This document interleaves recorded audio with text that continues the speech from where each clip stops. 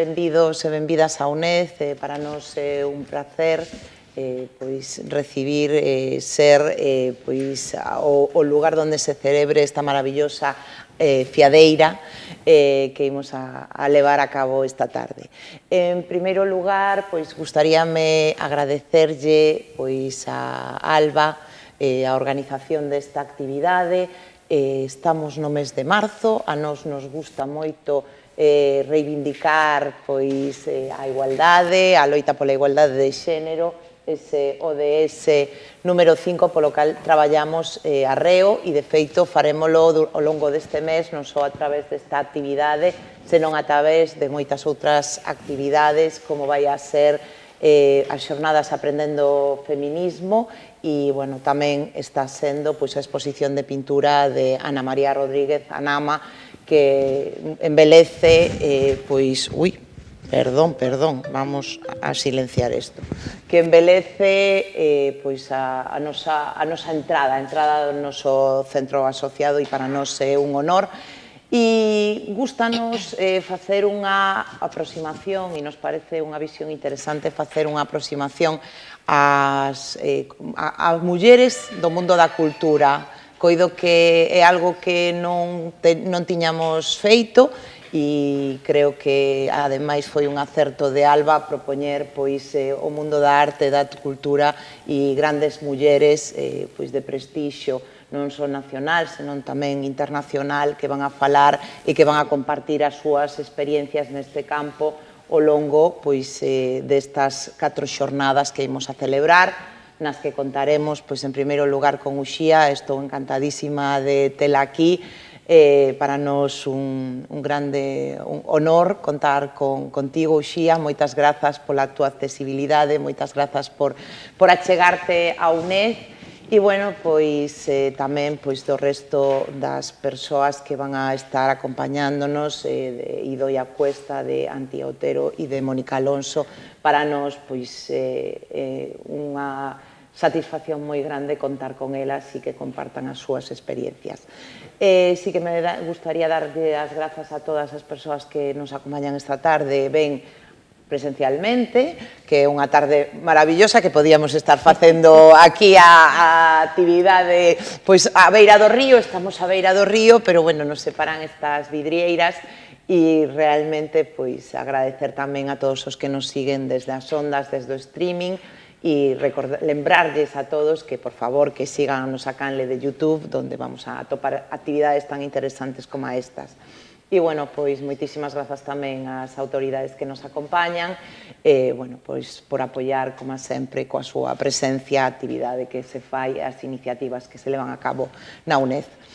Moitísimas grazas, Alba. Tes a palabra. Para min, dende que me achegache esa iniciativa, foi realmente moi inspiradora e, bueno, estaba decididísima a levála a cabo. Bueno, moitas grazas a ti por poñelo tan fácil tamén. Bueno, benvidas e benvidos a todos a esta serie de encontros que agrupamos baixo o nome de Fiadeiras.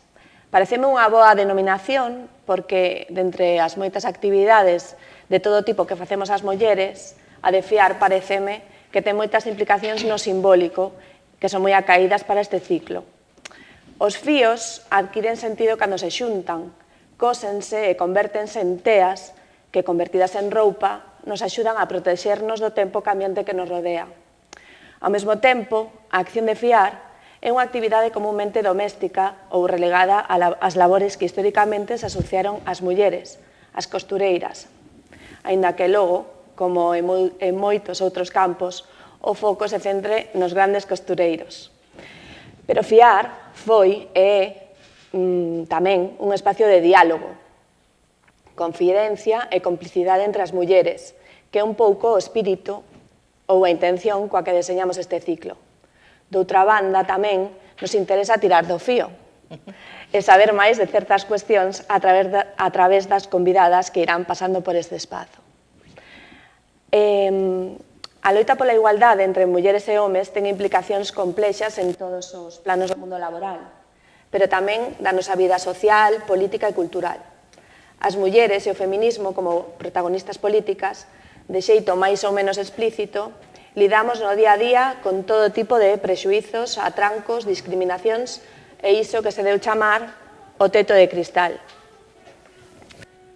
A actividade artística e cultural non é a excepción a un panorama xeral dominado por estruturas patriarcais que condicionan o xeito de concibir, valorar e promocionar as nosas creacións culturais, así como a asunción por parte das novas xeracións de referentes femininos que contribúan a mudar o estado das cousas. De paso, este marco imposibilitou durante moito tempo que con frecuencia as mulleres acadasen por parte da cidadanía o recoñecemento social froito do seu traballo e talento ou gozasen do prestixio entre os seus pares masculinos no propio ámbito da industria cultural. Malia iso, moitas das nosas creadoras contribuíron dende posicións de resiliencia a conformar un espacio cultural de resistencia, afeito á emerxencia e ás adversidades, facendo parte dunha incesante vanguarda, que é xa a referencia universal indiscutible, polo valor intrínseco das súas creacións, que ademais foron quen de vencer un marco moi desfavorable. Pero para min, hoxe é un día moi especial, porque temos con nós a Uxía. Ela, xa sabedes que é unha das figuras fundamentais da nosa música, leva moitísimos anos percorrendo o mundo e sendo unha das mellores embaixadores da nosa cultura e do noso folk, colaborando con todo tipo de artistas de toda procedencia e condición, de Dulce Pontes a Amalia Rodríguez, a María del Mar Bonet e Joao Afonso, pero tamén Santiago Serón, Fran Pérez Narf, Javier Ruibal, e unha lista infinda de primeiras figuras da música galega, española e mundial. Pero para min tamén hai un trazo fundamental nela, que é a súa vocación colectiva, a súa promoción de novos talentos, a participación en proxectos colectivos en rede, como, por exemplo, Cantos na Maré, que hoxe é un referente fundamental para o espallamento da lusofonía en Galicia e en todo o mundo. Ou directamente a creación de proxectos que unen a persoas, por suposto tamén as mulleres arredor da música. Ten moito que ver coa erupción de figuras como Guadi Galego, Leilía, ou esa maravilla que Malvela ou Enredadas con Uxía Pedreira, Martirio e Carmen París. Ademais, foi a directora da serie documental A Corda, cartografía musical da represión fascista na provincia de Pontevedra, que reuniu a varios dos mellores grupos e artistas do país, da que tiven a honra de facer parte. Colabora en todo tipo de iniciativas cívicas e é hoxe un referente indiscutible para todas as mulleres galegas polo seu talento e pola súa trayectoria, pero tamén polo seu compromiso e a súa xenerosidade, abrindo camiño ás outras. Pois por todo iso, benvida, Uxía. Bueno, moitísimas grazas, Ana.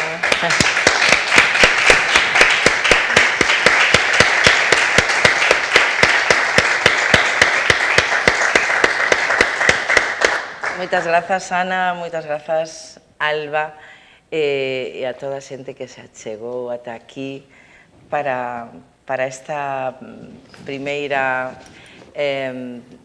esta primeira ocasión para celebrar estas fiadeiras. Gustoume moito o nome do ciclo, porque unha das miñas habilidades é tecer, é ser fiadeira en todos os sentidos dos que ti falabas, non? É un nome moi inspirador. Entón, vou contar un pouco que significa para min ser fiadeira na vida e na música, porque no meu caso sempre pensei que a música é unha ferramenta moi útil para tentar mellorar o noso entorno, para tentar que outras mulleres tamén nos comuniquemos a través da música. Ademais, hoxe dáse a feliz coincidencia de que é o Día Mundial da Poesía. E, no meu oficio, e na música galega tamén, a poesía e a música van sempre da man, non? E ademais contribuiu moitísimo a música a dar a coñecer a nosa poesía, así que é un día fermoso para min. Ademais, quero dicir que as fiadeiras que logo virán no ciclo son mulleres que admiro moitísimo. e algunha delas tamén a coñezo moito, como é o caso de Antía Otero, que será a segunda fiadeira, e que é unha poeta magnífica, por certo. Así que, bueno, en fin, ide facendo, abrindo boca, porque creo que vai ser moi interesante este ciclo. Vou contarvos un pouco, creo que vou falar un pouco do meu contexto familiar, tamén para entender quen son eu e como nacín a música. Non eu medrei nunha familia musical que me transmitiu sempre amor pola música e pola poesía. A miña nai, lista como un allo, unha fiadeira tamén espelida e cantareira, porque ela fai parte do grupo Malvela, logo xa vos contarei un poquinho como naceu este grupo. O meu pai tocaba o contrabaixo nas orquestras de baile, e entón, bueno, a música na miña casa era unha constante, e é unha constante. Coas miñas irmás comecei a cantar moi nova, e dende cedo fun aprendendo tamén o poder do canto das mulleres, cantando xuntas en coro. É moi simbólico, pero é certo, temos que cantar máis.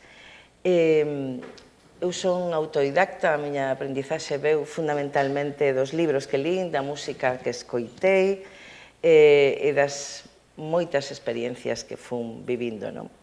Aos 15 anos xa cantaba a Rosalía, Celso Emilio Ferreiro, escribía os meus propios poemas, e a guitarra era unha especie de prolongación do meu corpo. Andaba coa guitarra para un lado e para outro. Iba ao instituto coa guitarra e cantaba onde me deixaban. E, cando era moito máis cativa, no restaurante dos meus avós, unha especie de taberna, ali subía as mesas e ali cantaba, porque tiña público cautivo. Estaba ali tomando os seus viños e eu cantaba para eles. Iso foi o meu primeiro palco. Sempre me gusta dicilo porque ese xeito de estar na música, que cantar para mellorar a vida do meu entorno, facelo con naturalidade e con alegría, ven un pouco, creo que tamén dese inicio tabernario. E, bueno, e as miñas influenzas daquela eran desde Mercedes Sosa, que teño familia en Argentina, entón chegaban os vinilos desa muller fascinante que nos fixo coñecer moitísimo o folclore de todo Latinoamérica, pero tamén escoitaba a Amalia Rodríguez, a Pablo Milanés, a Silvio Rodríguez, a Luis Emilio Batallán, ese disco de Aí ven o Maio, escoiteino moitísimo, un disco do ano 74, para que vexades xa que choveu moito desde aquela. Xosé Afonso, porque Portugal estaba moi presente en min tamén, Fausto, Fuxan os ventos, e estando aquí en Lugo, quero dicir que é un dos nosos referentes, e agora que fixeron, que ainda que como grupo non están tan activos, segue a ser o gran referente, quizáis, da nosa música.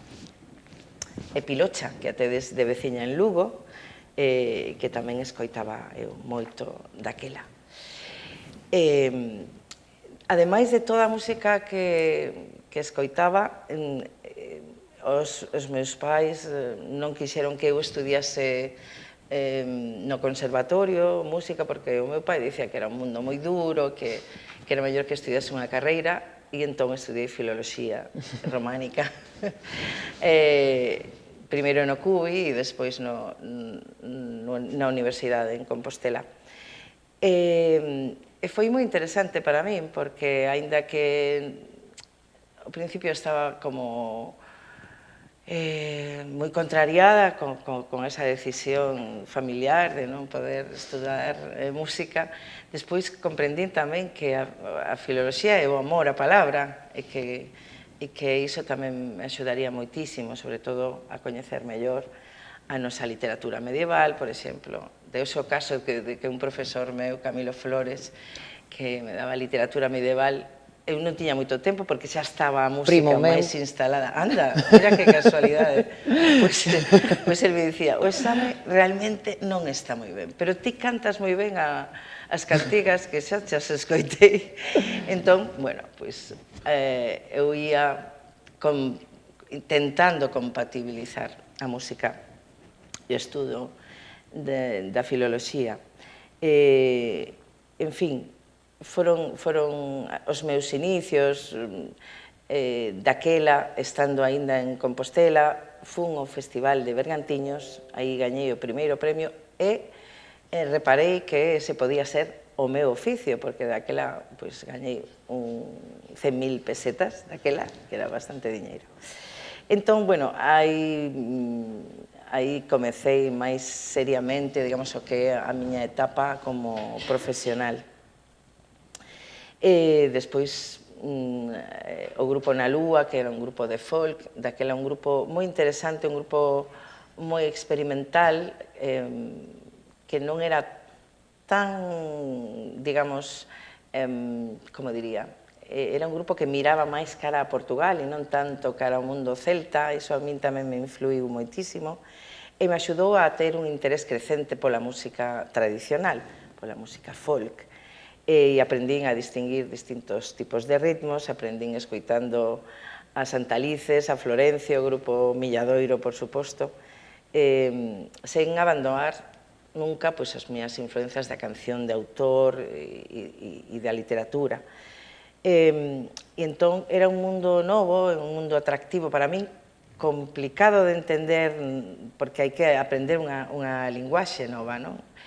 Entón optei por introducir o meu xeito de entender a música e de interpretala, ou seja, que a música tradicional hai que coñecela e hai que coñecela a fondo para poder reinterpretala, para poder recreala. E ese é o meu mundo e creo que aí fun traballando moito, non? Sen renunciar, pois eso, as miñas composicións. E eu creo que o meu é esa mestura de amor ás raíces e tamén desa influencia da canción de autor. O que facía Na Lúa era unha especie de neo-folk, tampouco era un folk un pouco experimental, bebía un pouco do jazz, de distintas cousas. E tamén convidamos a moita xente da poesía galega naquel momento, a Baixeras, a Pepe Cácamo, a Antón Reixa. Con Antón Reixa fixemos un experimento que era actualizar o poema de Mendiño, pero dicía planeadoras polo mar na illa de San Simón, falaba do narcotráfico. En fin, esas cousas que no folk non se escoitaban máis adiante, sí, a través quizáis da música do rock, bravú, etc. Pero naquel momento era un folk como moi experimental e un pouco arriscado, se queredes, non? E, en fin, eses foron os meus comenzos. E despois de case 40 anos na música, aínda sinto que son esa meniña que comezou, coa mesma ilusión e a mesma paixón polo oficio que eu creo que é o oficio máis fermoso do mundo. Sempre imaginei que cantar podía ser o meu xeito de expresión e imaginaba que podía deixar voar a miña voz ata pousala no corazón das persoas. Creo que para min non ten moito sentido a música perfectísima, con moitísima técnica, pero sen alma, sen corazón. Por iso sempre optei polo grado máximo de expresividade que poidas ter na túa propia voz, que o meu instrumento que está dentro de min. Iso quere dicir que nos deixa máis vulnerables tamén, pero ao mesmo tempo é moi poderoso ter o instrumento dentro, poder moldear o teu xeito de expresión, non? E tamén é unha especie de terapia, non? A min salvoume moito a música na tristura e sempre me levou un pouco a calma, non? E tratei de que ese sentimento tamén que se trasladase aos demais, de forma que sexa algo como terapéutico, non?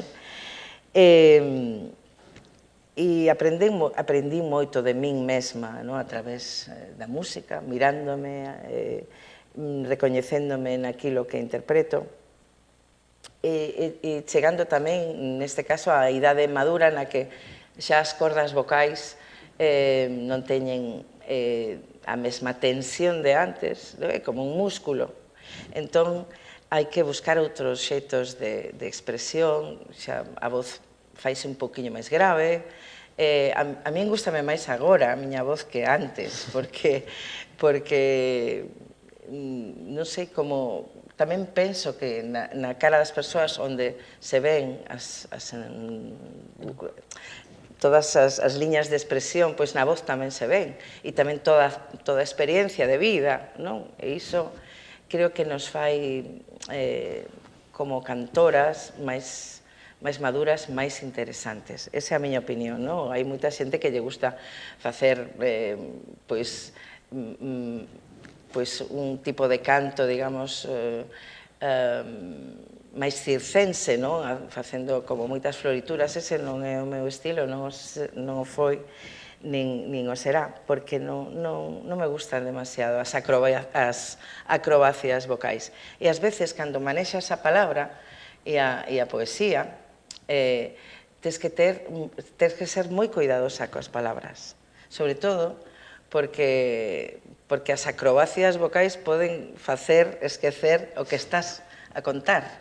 Entón, para min, a palabra é o primeiro. Entón, a música e a voz, digamos, que transporta a palabra, e iso para min é sagrado, non?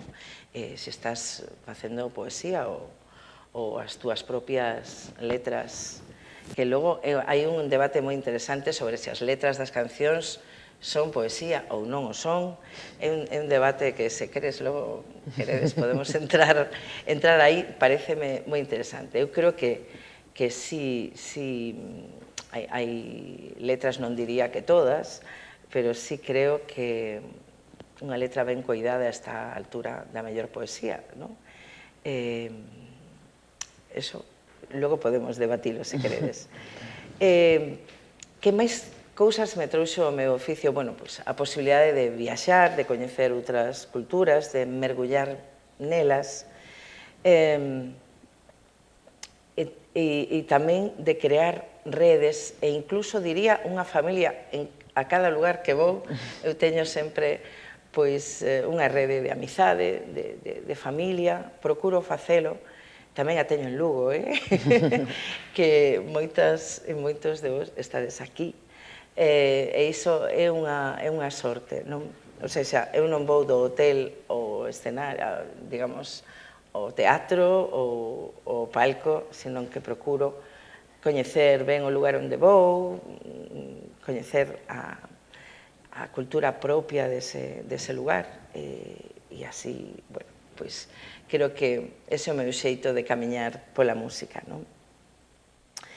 E, bueno, e levo toda a vida reinventándome, porque é moi... Unha vez que tes o teu estilo, podes ter a tentación de repetir constantemente o mesmo. Eu procuro, pois, reinventarme, recrear, facer cousas novas, e logo impulsar tamén. Antes falábamos de rede, impulsar as voces de outras mulleres máis novas, e recoñecendo tamén o labor das mulleres que me precederon na música. Creo que iso é importante, e das que fun aprendendo moitísimo. E que máis vos podo contar? Antes falei das miñas influenzas, no que a mí máis me motivaba, e do Grupo Na Lúa, que ollaba cara a Portugal. Pois para min tamén todo o mundo da lusofonía foi unha constante durante todo este tempo, estes case 40 anos na música.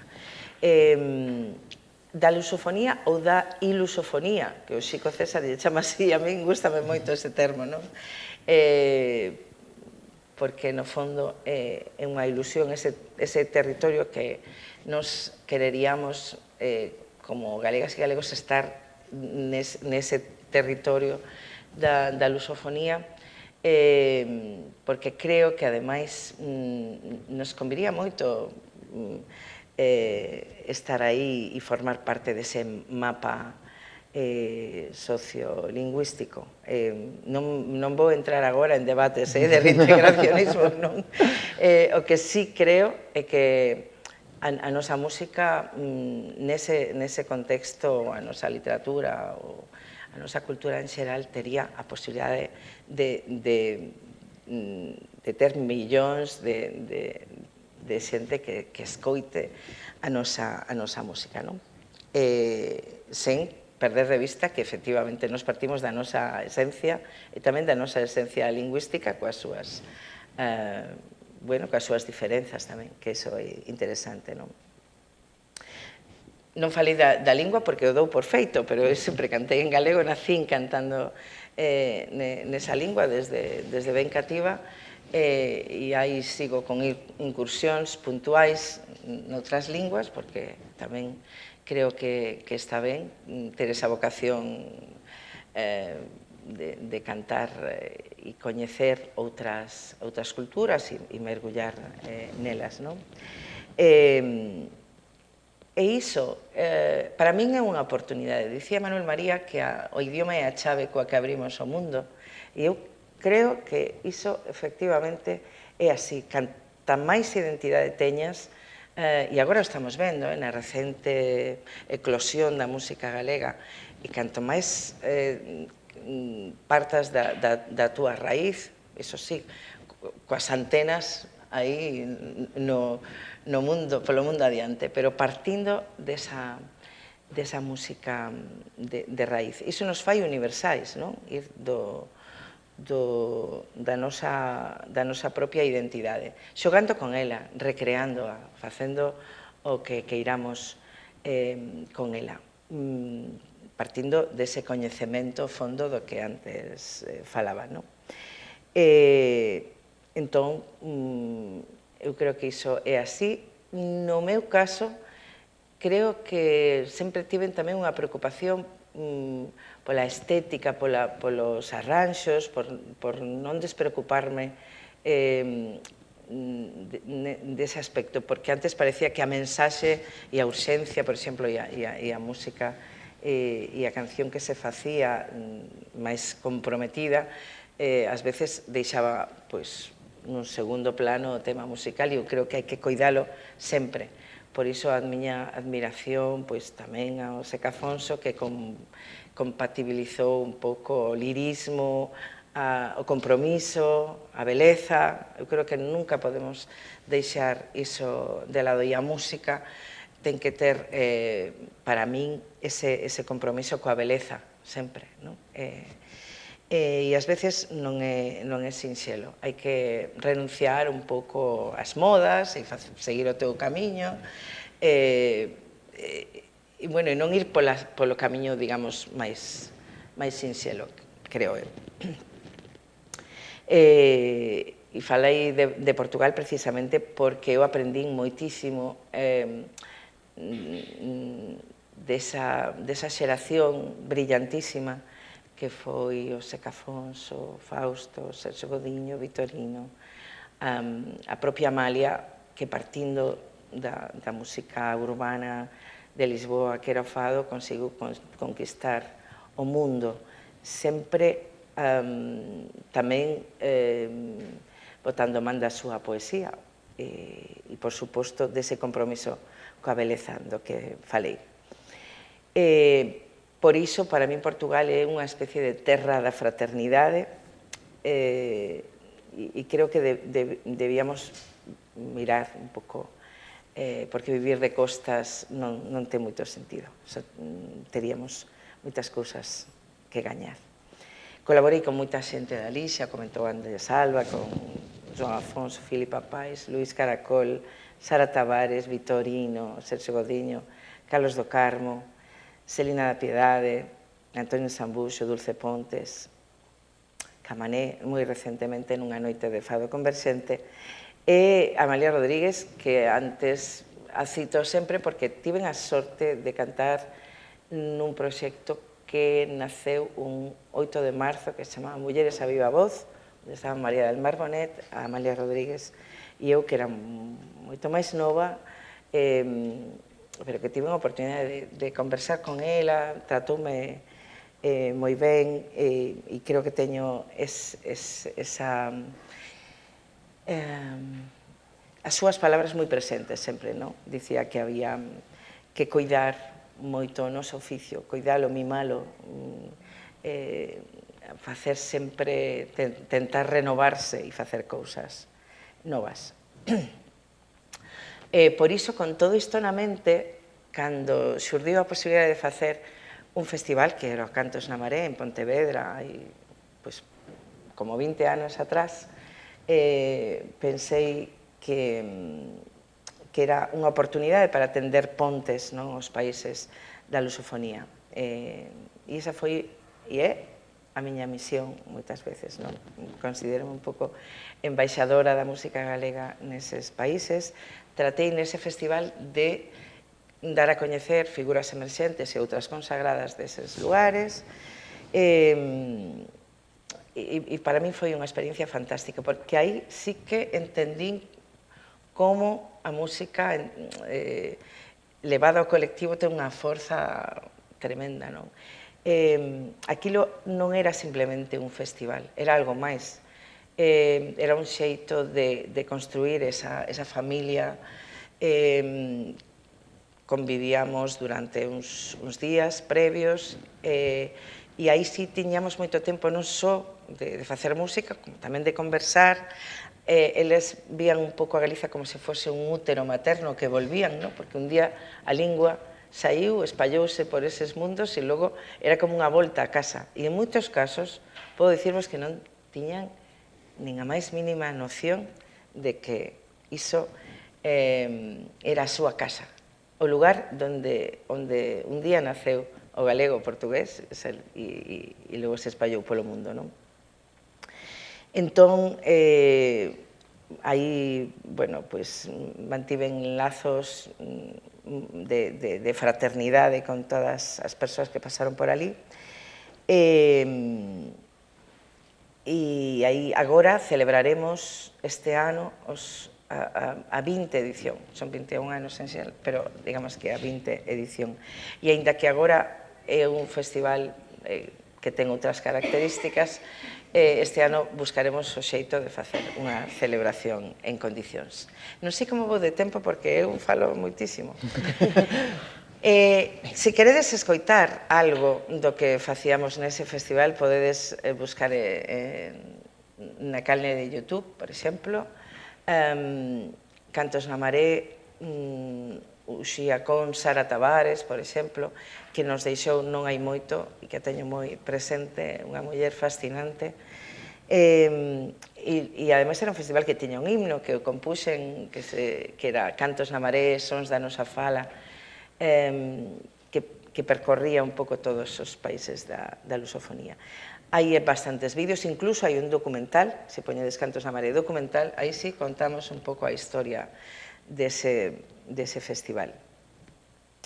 Tamén me interesou moito, e tamén no propio festival o puxemos en práctica, pois a aventura do interdisciplinar. Creo que a música en conexión con outras disciplinas é interesantísimo, a poesía, a pintura, a fotografía, e creo que desde a música se poden conxugar outras linguaxes.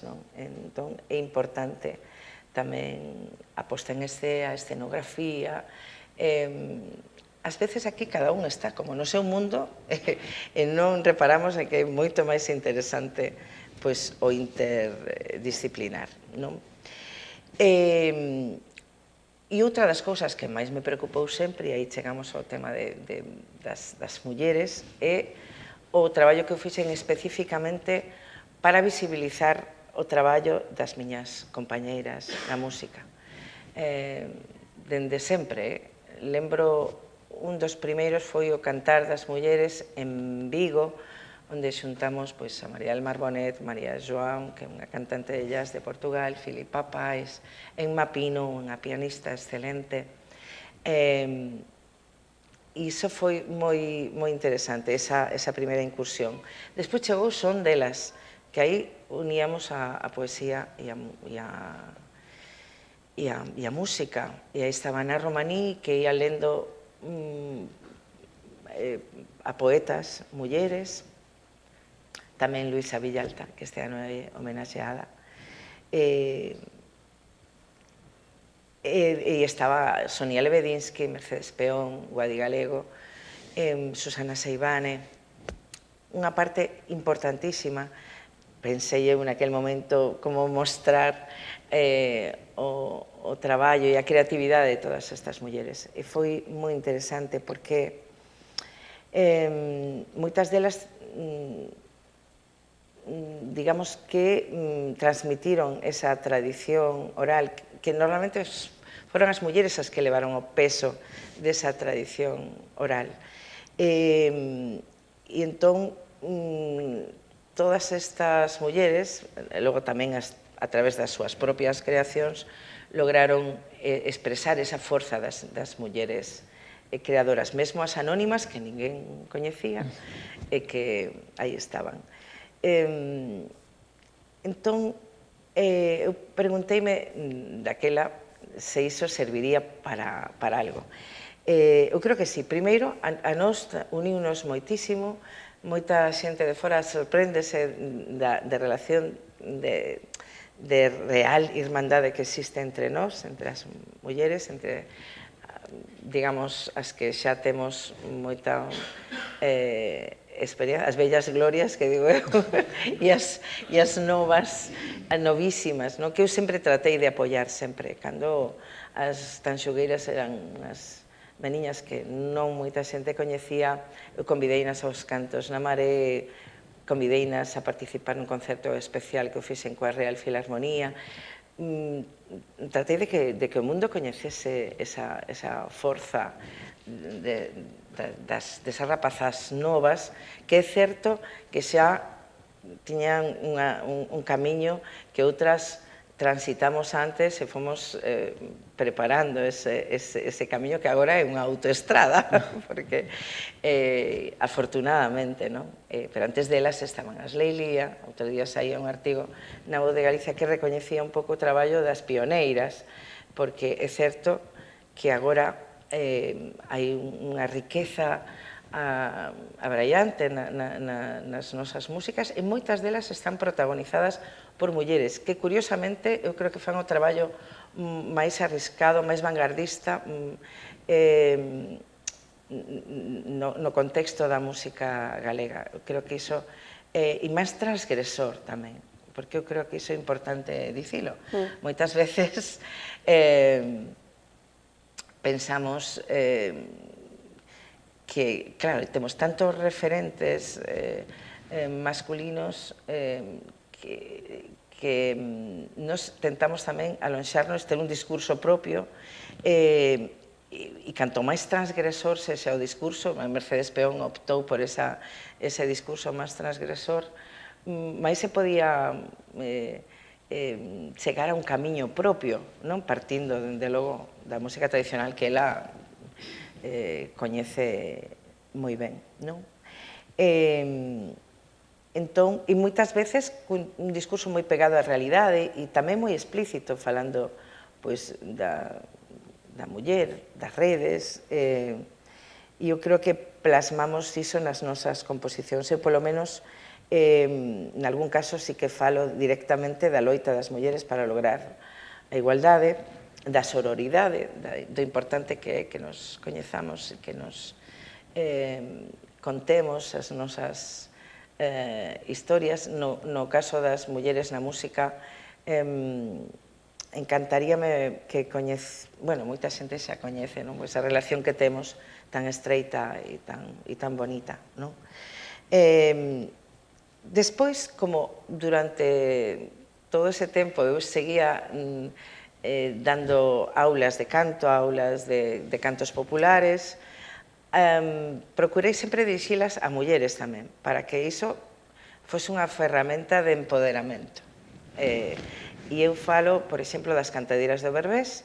Eu fui ali a Vigo e descubrín ali un grupo de mulleres, unha forza alucinante. E pensei, e se o fago en Vigo, por que non vou facer na miña aldea? E aí, en Sanguiñeda, a través dun curso de cantos populares, creei o grupo Malvela. Non é que o crease, é que elas soas foron medrando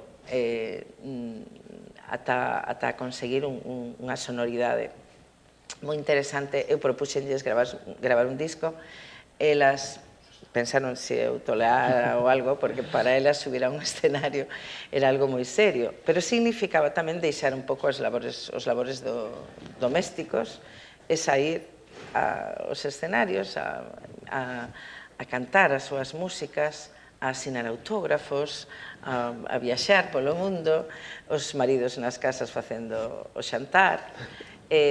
Cambiou radicalmente a súa posición na vida, non? E agora mesmo estou moi orgullosa delas. Tedes que escoitar o último disco, chamase O Ben Querer, un pouco a contra do mal querer que Rosalía, non a de Castro. Rosalía cantando. Entón, bueno, pois é un pouco dar o contrapunto a iso.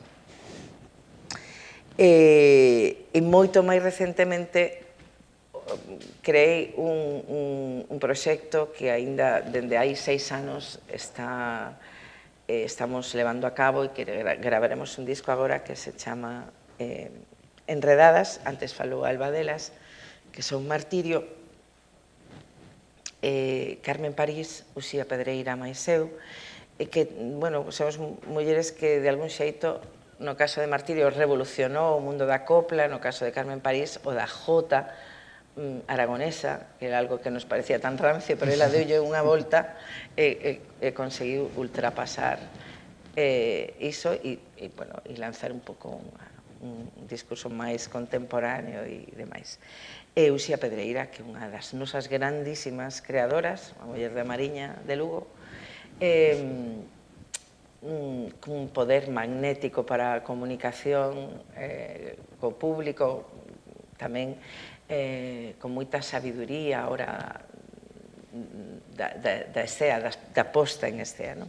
Entón, estivemos nas festas de San Froilán, non sei se alguén de vos estivo ali, pois aí presentamos o noso proxecto. Encantounos facelo ao aire libre, ademais na Praza de Santa María, que é tan fermosa, non? E nada, e todos estes proxectos, no caso de Enredadas, é un proxecto que un pouco a partir da música ibérica, do folclore ibérico, non? E aí, pois, recoñecemos unha vez máis tamén o peso da tradición cultural femenina e da creación, no noso caso, non? E non sei como andamos de tempo. Estamos ben? Sí, sí. Sí. Porque eu quería tamén que vos, que fose máis un diálogo que os falo moito, e tamén me gustaría pois cantarvos algo, bueno, que houvese máis comunicación. Pero, bueno, vou contar o que creo que vos pode interesar, que non sei se está sendo do voso interese o que vos conto. Antes, Alba tamén falaba da miña incursión no tema audiovisual, neste caso foi a través dun proxecto que acorda, e agora unha segunda parte que se chama Acordamos, que percorre poucos lugares emblemáticos da memoria histórica da provincia de Pontevedra. E aí estaba Alba facendo a fotografía dese documental. Lois Pérez, por certo, fixo o guión e a presentación dese primeiro acordo. Se tedes a oportunidade, non o perdades. Tamén cantei nunha peza do documental Frágil Equilibrio, de Guillermo que estivo nominado aos Goya, é un tema da banda sonora de Celtia Montes, que tamén é unha gran compositora de bandas sonoras para cine, de orixe galega, ainda que ela non naceu aquí. Eu coñecina en Los Ángeles nunha xira que fixen con NAF, que tamén é un proxecto que a mí me marcou moito, esas baladas da Galiza imaginaria, con eu creo que un dos creadores máis xeniais que deu esta terra, que nos deixou aí 7 anos, que permanece vivo no meu corazón e creo que no corazón de todas as persoas que tiveron a oportunidade de coñecelo e de escoitalo. Un profundo enamorado da música africana tamén, da música de Mozambique, e, en fin, un creador con mayúsculas. Eu convido vos a escoitar ese disco, as baladas da Galiza imaginaria e outros discos da súa discografía, porque era unha persoa moi genial. Como vedes, sempre estou falando como de proxectos colectivos, pero creo que o que dediquei máis tempo. A veces tamén hai que me diga que como eu teño discos en nome propio, pero teño moitos tamén con outras persoas, e creo que iso tamén a mí me resulta moi gratificante e me enriquece, porque ás veces tamén podemos como repetir fórmulas, e sempre que faz con outras persoas, é unha especie de complemento da túa creación e do teu xeito de ver a música. Entón, é importante isto. Por iso, vou a outra colaboración moi recente con Javier Ruibal, que conta, porque esa é unha ponte norte-sur, que é algo que tampouco se dá moi frecuentemente, entre Galiza e Andalucía, e conta un pouco a historia de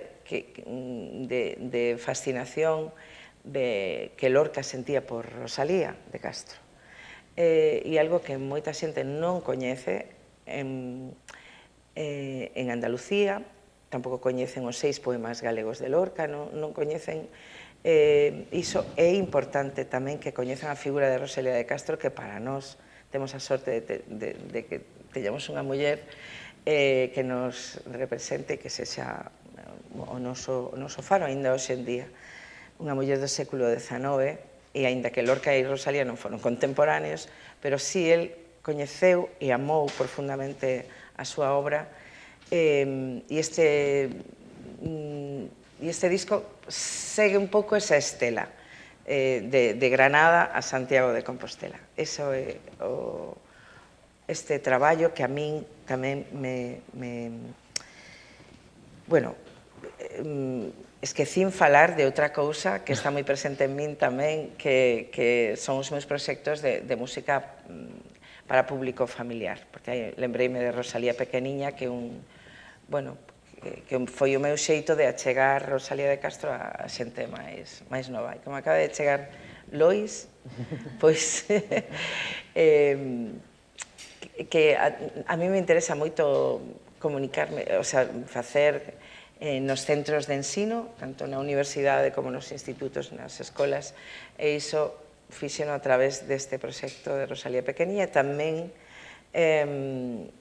a través de María Fumasa, que é un proxecto familiar. Cando falaba de mellorar o meu entorno, eu referíame tamén a iso. O meu sobrinho e afillado Rui naceu con parálise cerebral, e eu como madriña pensei que o mellor agasallo que podía facerlle era un disco cada ano, só que iso foi medrando en interese da xente.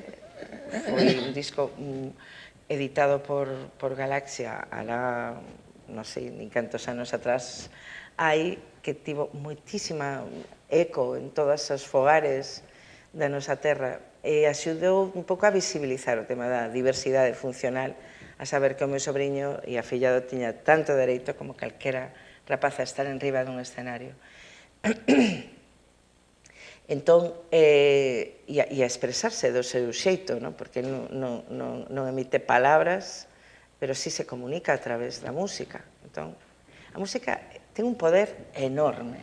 Non podemos imaginar, ás veces, ata onde pode chegar ese poder. E se vai ligada a poesía, entón, é impresionante para min, non? E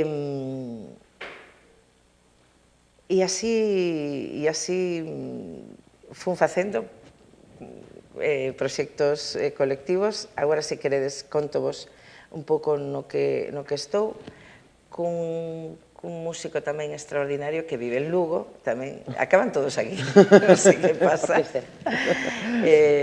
que é Germán Díaz. Estou facendo un proxecto que se chama Alalás e Cantigas do Camiño, coa súa zanfona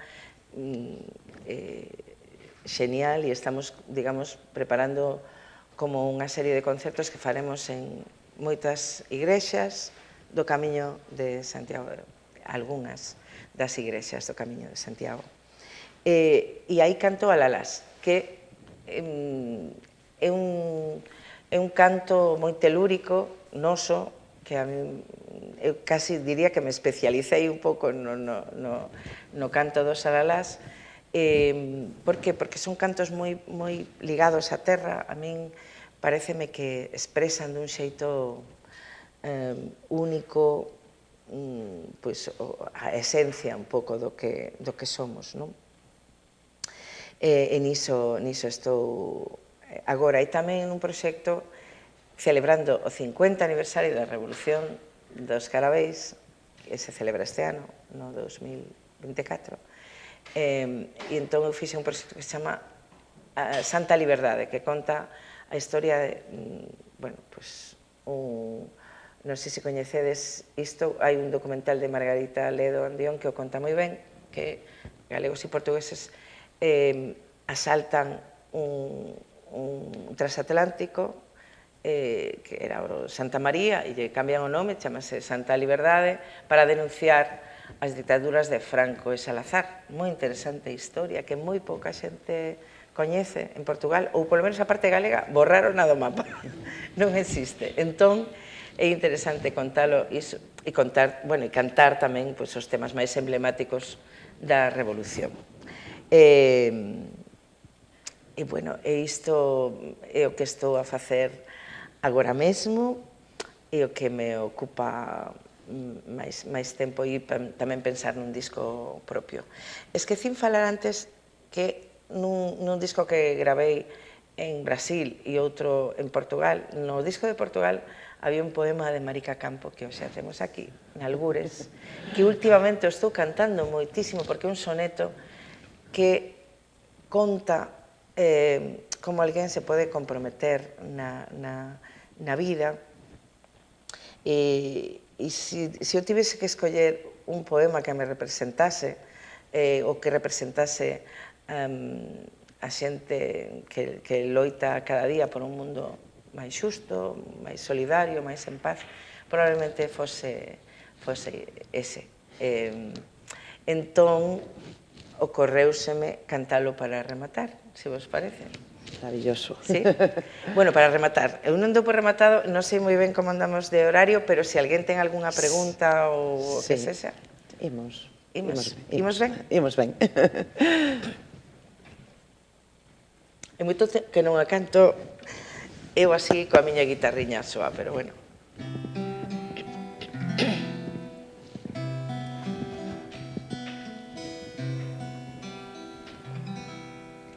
Nalgures andarás nalgunha guerra, quizais nunha cidade destruída, os manda entre os cadáveres a vida, que oficio de vivir nunca te aterra, sempre a loitar coa xente que se aferra, os soños e que aposta na partida, aínda cando a causa está perdida, e mesmo cando sabe ben que erra, pintando as cor da vella na tormenta, liñas pintadas como apontes, cousas de non matar e volvoretas.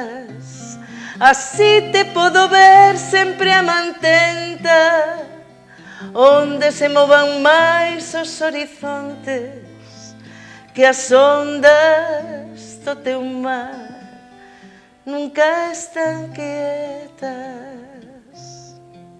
nunca están quietas, nunca están quietas.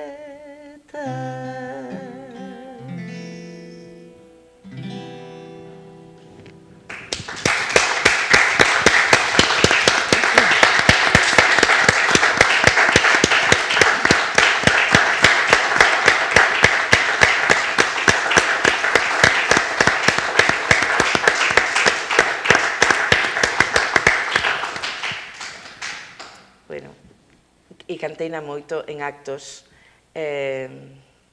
por Palestina, porque creo que tamén este soneto fala moito dese mundo en paz que ansiamos. Non sei se queredes preguntar algo, tedes algunha curiosidade. Eu se non pregunta naide, eu vou voluntaria. Eu queríalle preguntar a Uxía como influe pois a paisaxe galega, o clima galego, o noso tempo na súa música. Sí, é evidente que o noso entorno, claro, que condiciona un xeito de estar no mundo, de facer mesmo a propia lingua e a idiosincrasia dun lugar onde naces e onde vives. Eu creo que sí, sen que sexa algo do que eu sexa consciente, pero sí, supoño que sí, que está, non? Ás veces, pois, unha certa melancolía que pode dar un día gris e chuvioso, pero tamén eu sempre digo que moita xente non coñece ben en Galiza cando di que somos un país triste e sumiso e tal. Eu non concordo para nada con iso. Somos xente festeira, con moita vitalidade e contra o que poida parecer pouco conservadora. Aínda que non o pareza, xa sei, pero hai redes que están aí moi instaladas. Entón, non falei diso tamén, pero creo que é importante tamén, a través da música, buscar, pois iso, un certo compromiso cos tempos nos que te toca vivir. Me tocou ser voceira de Nunca Máis ou facer calquera cousa para o que eu penso que pode ser un futuro mellor para o noso país, aí estamos tamén. Entón, sí, a miña música condiciona o entorno, pero o entorno non só a paisaxe, o político, o feminismo, en fin, todo iso sí que está presente na música, senón estaríamos facendo música moi despegada da realidade.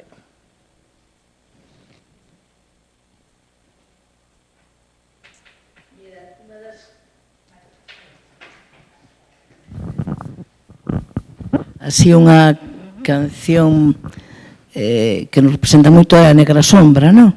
E a Negra Sombra parece ser que ten orixe nun alalá, verdade? Exactamente. E ademais, da miña terra. Sí, Xoán Montes, que é o compositor, así o recoñece. Está inspirada a música nun alalá galego. Por iso ten algo como eterno, non? É difícil imaginar ese poema con outra música. Entón, pois sí, porque nace dese alalá e ten moitos, se vos fixades, por exemplo, cando penso que te fuches, negra sombra que más sombras, o pé dos meus cabezales tornas facendome mofa. E un alalá por exemplo, a pedra fun a balar, e eu fun a balar a pedra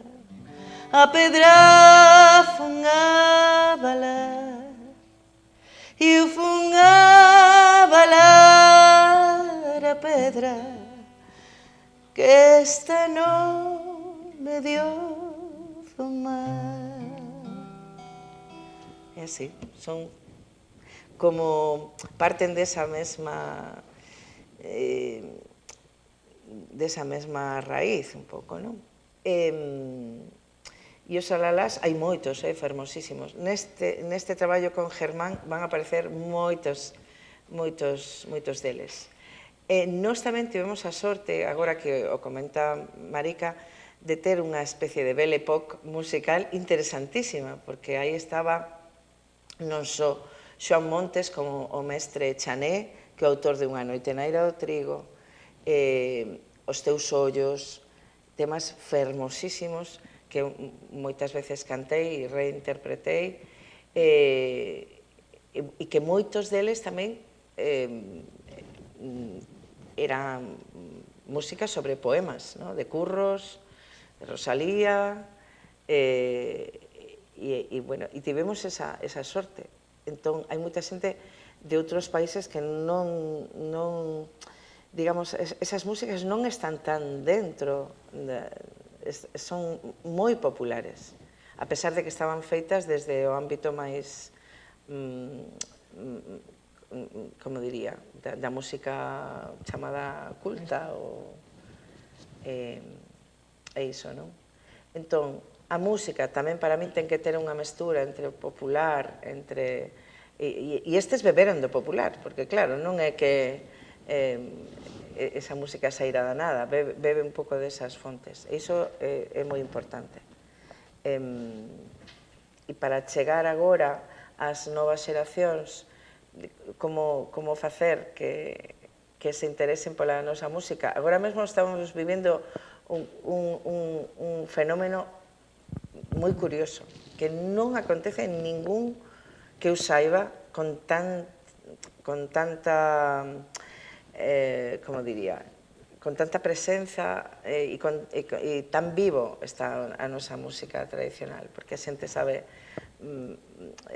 as danzas, canta, reinterpreta, fainos sen prexuizos, metendo música electrónica, da igual. O caso é que mamaron iso e o trasladan con total naturalidade. A mí iso me parece fascinante. E ten que ser así. A música non pode ter tampouco etiquetas, hai que deixar que voe libremente e que a xente experimente, aínda que se equivoque.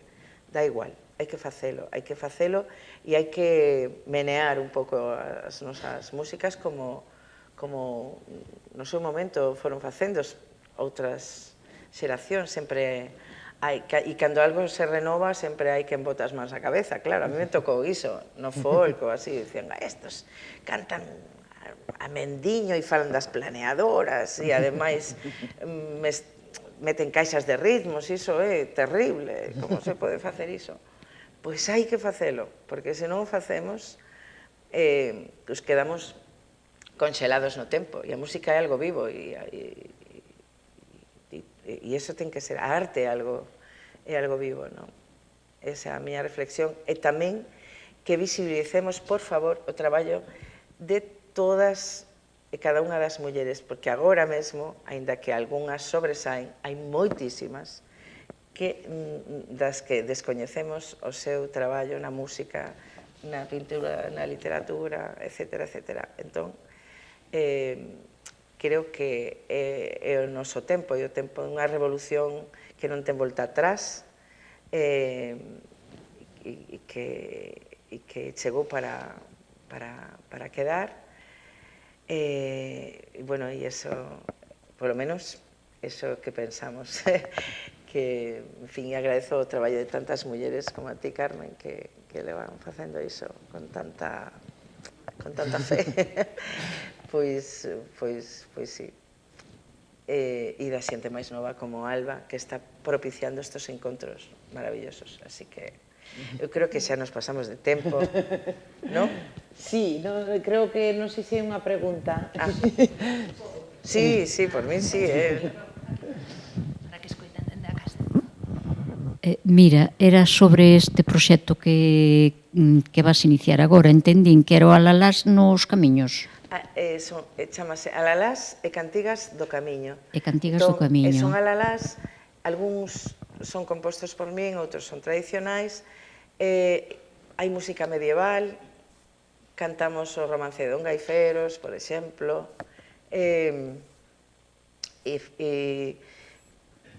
Bueno, e é curioso, e cantamos tamén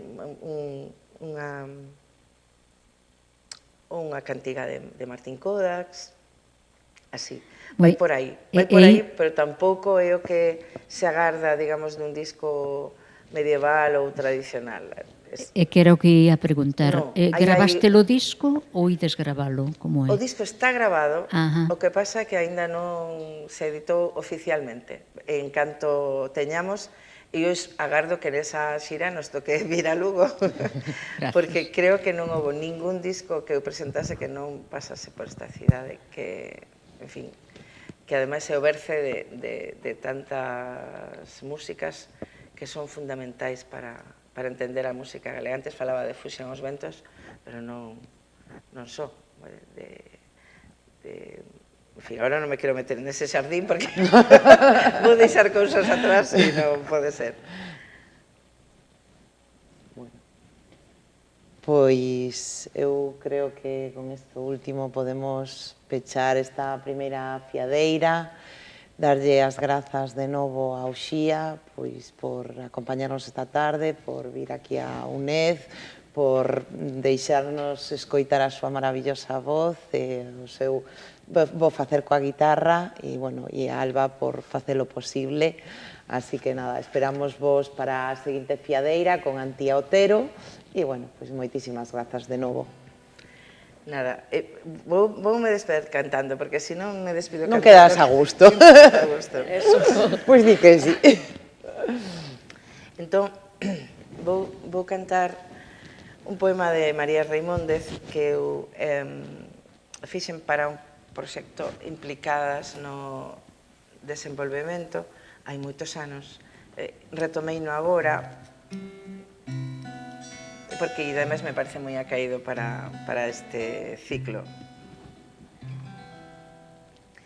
Mórdeme a pelas cordas, o peso lombo, as dentadas absurdas de cada paso.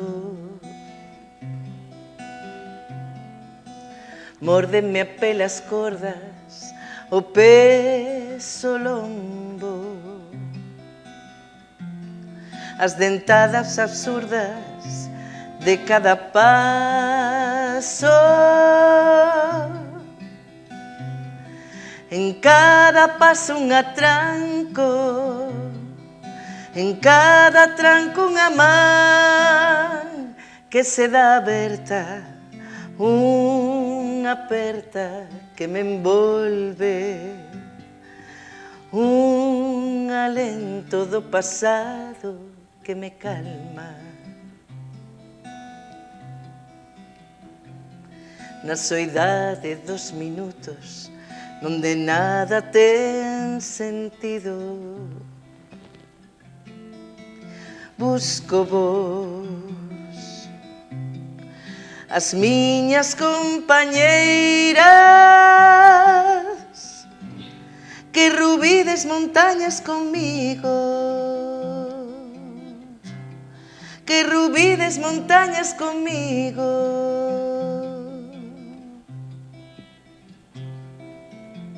No voso silencio e soidade, acompasando os pasos entre os verdes pregos de mundos infinitos que agardan cada día a seren conquistados por nosoutras, de anchos lombos, de fortes costas, de afoutas pernas, de intensas e fondas voces. Busco vos, as miñas compañeiras, que que rubides montañas conmigo, que rubides montañas conmigo, que rubides montañas conmigo.